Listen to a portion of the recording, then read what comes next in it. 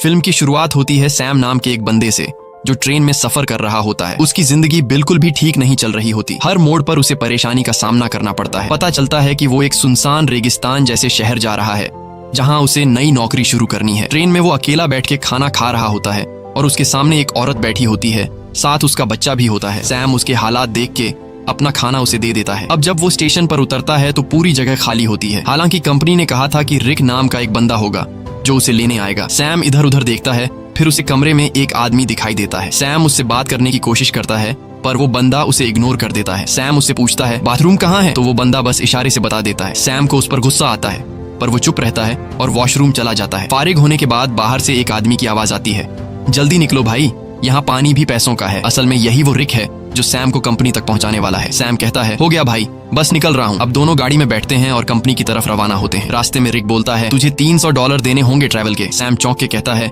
यार कंपनी ने तो कहा था $200। रिक गुस्से में कहता है अगर 300 दे सकता है तो ठीक, नहीं तो उतर जा। सैम सोचता है कि कोई दूसरा रास्ता तो है नहीं, तो वो मान जाता है। थोड़ी देर बाद गर्मी बहुत ज्यादा हो जाती है। सैम एसी ऑन करने की कोशिश करता है। रिक तुरंत गुस्से में कहता है हाथ मत लगाना एसी को वरना इंजन बैठ जाएगा। अचानक गाड़ी का टायर पंक्चर हो जाता है। रिक खुद कुछ नहीं करता और सैम से कहता है चल टायर तू बदल। सैम मजबूरी में टायर बदलने लगता है। इसी दौरान वो देखता है कि एक कुत्ता दूसरे कुत्ते को मार रहा होता है। ये देखकर सैम बहुत ज्यादा डर जाता है। रिक आता है और कहता है ओ भाई कांप क्यों रहा है, ये होता रहता है। फिर वो जख्मी कुत्ते को खुद मार देता है ताकि उसे और तकलीफ ना हो। सैम बड़ी मुश्किल से टायर बदलता है, फिर दोनों वापस गाड़ी में बैठते हैं। रात को फ्यूल भरने के लिए गाड़ी रोकते हैं और वहीं रात गुजारने का प्लान बनाते हैं। दोनों लकड़ियां जमा करते हैं, आग जलाते हैं। रिक पूछता है तू इतनी दूर कंपनी क्यों जा रहा है। सैम कहता है यार जिंदगी बहुत मुश्किल चल रही है, मैं चाहता हूँ किसी का मोहताज न बनूं और मुझे यकीन है कि उस कंपनी में मुझे कोई अच्छी जॉब मिल जाएगी। रिक कहता है तू एक अच्छा इंसान है, लेकिन जिस जगह तू जा रहा है ना वहाँ सब खून चूस लेते हैं, सीधा बंदा वहाँ बचता नहीं। सैम कहता है चलो देखते हैं क्या होता है। अगले दिन फिर सफर शुरू होता है। अब सैम ड्राइव कर रहा होता है। रिक सो जाता है। गर्मी ज्यादा होने की वजह से सैम चुपके से एसी ऑन कर देता है। थोड़ी देर बाद इंजन बैठ जाता है। रिक जाग जाता है और सैम पर गुस्सा हो जाता है। ओ भाई मैंने तुझे कहा था ना एसी को मत छेड़। वो गुस्से से गाड़ी से बाहर निकल जाता है। सैम भी उतरता है और रिक से माफी मांगता है। रिक को और गुस्सा चढ़ जाता है, बोलता है चुप कर, तेरी आवाज न सुनूं। इसके बाद सैम पेशाब करने जाता है। थोड़ा दूर जाकर वो एक चमकता हुआ पत्थर देखता है। करीब जाकर जब वो गौर से देखता है तो पता चलता है कि ये तो खालिस सोना है। वो फौरन रिक को बुलाता है, ओए इधर आ, चेक कर, कहीं मैं सपना तो नहीं देख रहा। रिक जैसे ही देखता है शॉक हो जाता है। वो लाइटर निकालता है, आग जलाकर चट्टान पर रखता है, बोलता है अगर काला हुआ तो नॉर्मल पत्थर वरना खालिस सोना। चट्टान जैसी की तैसी रहती है, मतलब सोना कंफर्म। अब दोनों सामान निकालते हैं, गड्ढा खोदने लगते हैं ताकि सोना निकाल सके। पूरी ताकत लगाते हैं लेकिन चट्टान हिलती भी नहीं। रिक रस्सी की मदद से सोने को गाड़ी से बांधने की कोशिश करता है ताकि खींच सके, लेकिन रस्सी टूट जाती है क्योंकि सोना भारी होता है। इसके बाद दोनों लगे रहते हैं, सारा दिन खुदाई करते हैं। अब सूरज डूबने लगता है। रिक कहता है जल्दी से लकड़ियां जमा कर क्योंकि जंगली कुत्ते आसपास घूम रहे हैं, रात को हमें काट लेंगे। अगर हम आग जला लें तो वो डर के भाग जाएंगे। दोनों लकड़ियां जमा करते हैं, आग जलाते हैं, खुशी में गाने बजाने और नाचने लगते हैं। रिक सैम को गले लगाकर कहता है तुझे मैं फुल एसी वाली कार दिलाऊंगा। रात को वो लोग बैठकर प्लान बनाते हैं। रिक कहता है ये सोने की चट्टान बहुत बड़ी है, अगर हम महीनों भी खुदाई करते रहें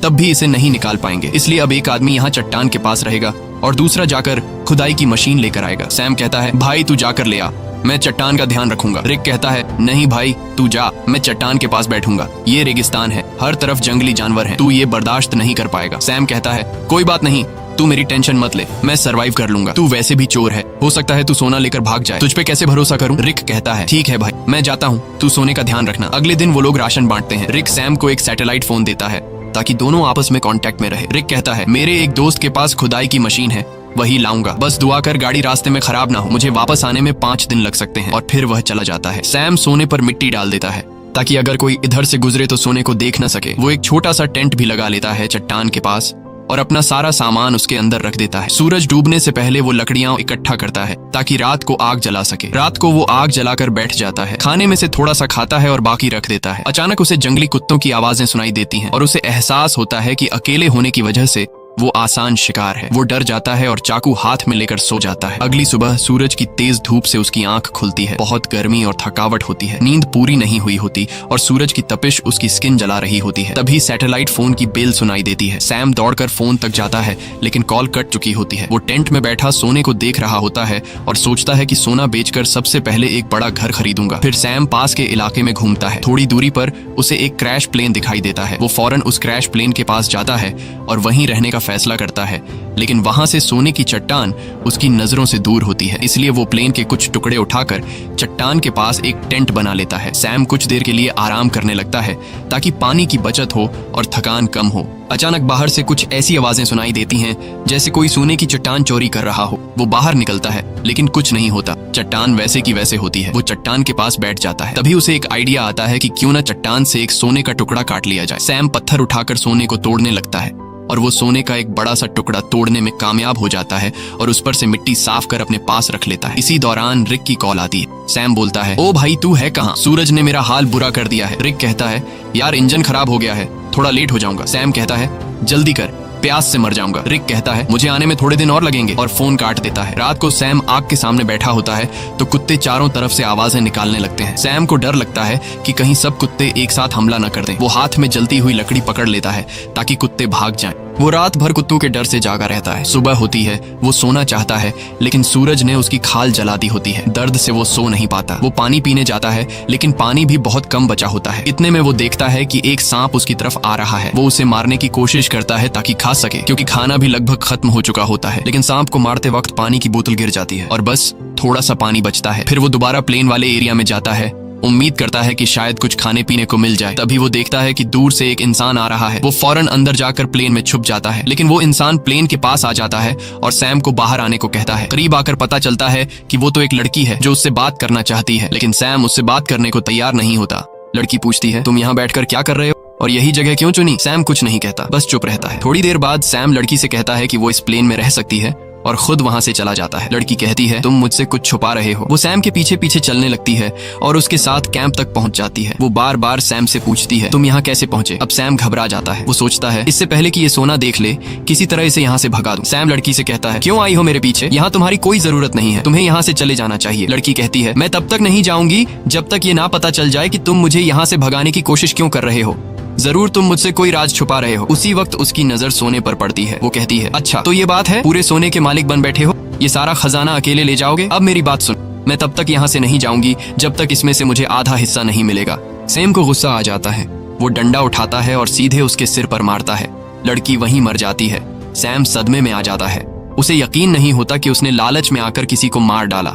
फिर खुद को संभालता है, उसकी सारी कीमती चीजें उठाता है, एक गड्ढा खोदता है और उसकी लाश को दफन कर देता है। कुछ देर बाद वो देखता है कि एक कुत्ता आकर उस गड्ढे से लाश निकालने की कोशिश कर रहा है। सैम भाग कर आता है, कुत्ते को हटाता है, लाश बाहर निकालता है और आग लगा के बॉडी को जला देता है। अगले दिन उसकी आंख फोन की घंटी से खुलती है। सैम रिक से कहता है, ओ भाई तू कहाँ है? भूख से मेरी जान निकल रही है, अगर तू जल्दी नहीं आया तो मैं भूख और प्यास से मर जाऊंगा। रिक कहता है, सॉरी यार, मुझे पता है तू बहुत तकलीफ में है, मैं जल्दी आ रहा हूँ, बस ये जो खुदाई वाली मशीन है बहुत स्लो है, थोड़ा टाइम और लगेगा। सैम परेशान हो जाता है। भूख प्यास से उसकी हालत खराब है, ऊपर से डर कि कोई जंगली जानवर हमला न कर दे। कुछ देर बाद वो देखता है कि एक गाड़ी सड़क से जा रही है। वो सोचता है, क्यों ना सोने का एक टुकड़ा लेकर यहाँ से निकल जाऊं, लेकिन ज्यादा सोने की लालच ने उसे रोक लिया। वो चाहता तो सोने का एक टुकड़ा लेकर जा सकता था जिससे उसकी जिंदगी बदल सकती थी, लेकिन ज्यादा की चाह ने उसे यहीं रुकवा दिया। सैम शाम से पहले रात के लिए लकड़ियां इकट्ठा करता है, लेकिन अचानक एक बहुत तेज रेतीला तूफान आता है। वो टेंट की तरफ भागता है, लेकिन तूफान उसका टेंट उड़ा देता है। सैम जान बचाने के लिए इधर उधर भागता है,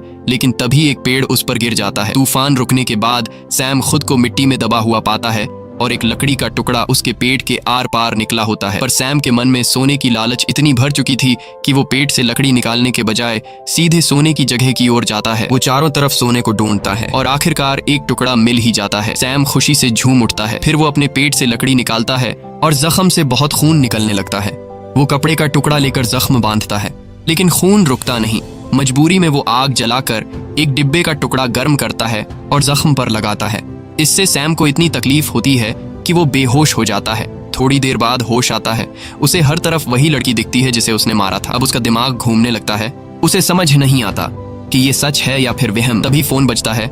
रिक कॉल करता है। सैम चिल्लाता है, यार वो लड़की हर तरफ दिख रही है। रिक बोलता है, कौन सी लड़की? देख किसी को सोने के बारे में पता न चले, अगर किसी को पता चल भी गया हो तो उसे मार डाल। लेकिन सैम की हालत इतनी खराब होती है कि वो किसी को मार तो क्या, अपने पैरों पर खड़ा भी नहीं हो सकता। वो जमीन पर रेंग रहा होता है, जवाब देने की भी हिम्मत नहीं होती। अचानक वही लड़की सामने खड़ी नजर आती है, लेकिन इस बार उसके चेहरे पर कोई जख्म नहीं होते। वो सैम को पानी पिलाती है और मदद करने को कहती है, लेकिन सैम सोने की लालच में इतना अंधा हो गया था कि वो मदद लेने से भी इनकार कर देता है। सैम डरते हुए कहता है, मैंने तुम्हें मार डाला था, दूर रहो। वो बोलती है, बस इतना बता दो क्या मेरी जुड़वा बहन यहाँ से गुजरी है? तब सैम को यकीन हो जाता है कि ये वहम नहीं है, बल्कि ये उसी लड़की की बहन है जिसे उसने मारा था। सैम कहता है, नहीं, मैंने कुछ नहीं देखा, बस तुम यहाँ से चली जाओ। जिसके बाद वो लड़की वहाँ से चली जाती है। कुछ देर बाद जंगली कुत्ते उसके पास आने लगते हैं और उसे चारों तरफ से घेर लेते हैं। वो तुरंत रिक को फोन करता है।